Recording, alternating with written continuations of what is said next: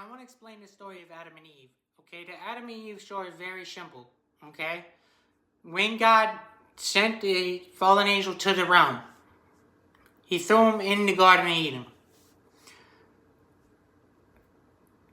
He needed to be in the Garden of Eden because he was getting ready to fail his test, which was the same test that he was put up against the female.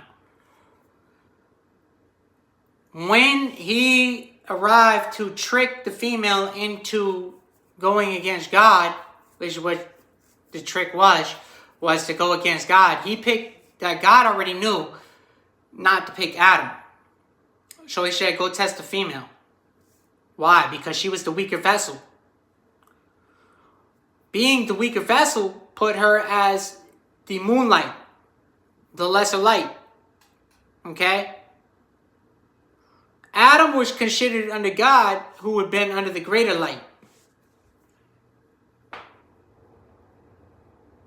The separation between Adam and Eve is that Eve was under the lesser light and Adam was under the greater light. But he fell to the lesser light. Because when she got tricked and fell into the lesser light, he fell in with her. They both went into the pit.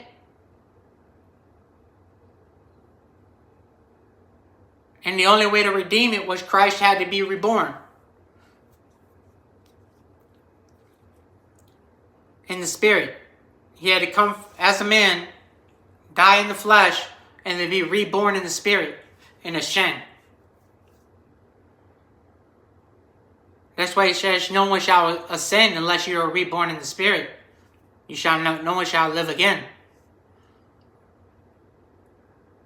Which means that physical dies and you need to be reborn in the spirit inside you. You need to be reborn, which means you need to be reborn of the spirit that you originally accepted, the demon spirit. You accepted demons over God. If this wasn't true, then why are you worshiping creatures? Not bound to flesh and blood. You know what I'm talking about. Everybody who's getting high down here.